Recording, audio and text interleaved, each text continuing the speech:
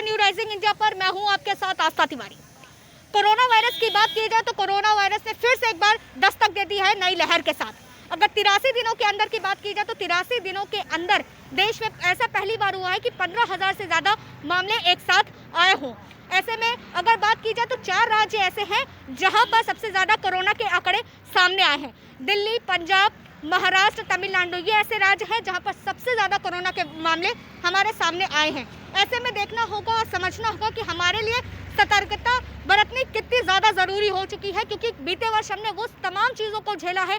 Lockdown से लेकर के अन्य तमाम चीज़ों से हम जूझे हैं, घरों में कैद भी हुए हैं। तो ऐसे में क्या कुछ करना चाहिए और क्यों क्या क्या हमारे लिए ज़रूरत है कोरोना वायरस से बचने के लिए, देखिए इस खास रिपोर्ट में।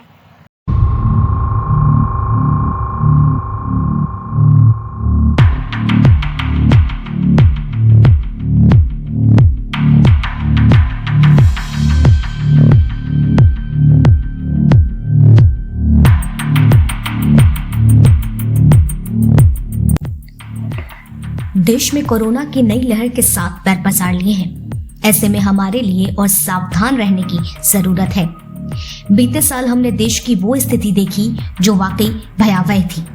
देश की रफ्तार को रुकते देखा, लोगों को घरों में कैद होते देखा, मगर जैसे जैसे दिन बीतते गए लोगों में से इसका डर खत्म होता गया। लोगों को लगने लगा देश में कोरोना जा चुका है या फिर कोरोना हमें ही नहीं हो सकता। ऐसे में आपका ये समझना बेहद आवश्यक हो जाता है कि कोरोना कोई मेहमान नहीं जो कुछ दिन बीतते वापस चला जाएगा।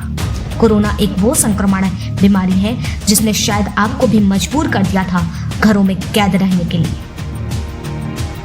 जिसमें ना जाने कितनों को अपनी चपेट में ले लिया था। अगर 83 दिनों के अंदर की बात की जाए तो इतने दिनों में पहली बार ऐसा है कि देश में 15,000 के ऊपर केस नए सामने आए हैं। भले देश में कोविड वैक्सीन आ चुकी है, मगर जब तक आप तक वैक्सीन नहीं पहुंचती है तब तक हमें और भी सतर्क रहना आवश्यक है। अगर संक्रमण के नए मामलों की बात की जाए तो 7 दिनों का औसत भारत में 67% बढ़ चुका है। कोरोना हालांकि वैज्ञानिकों का कहना है कि अधिक से अधिक संख्या में लोगों का टीकाकरण और कोविड-19 के दिशा निर्देशों का पालन कर बढ़ते हैं तो कोरोना संक्रमण पर काबू पाया जा सकता है। ऐसे में जो आपकी जिम्मेदारी है उस पर हमें और ध्यान देना है।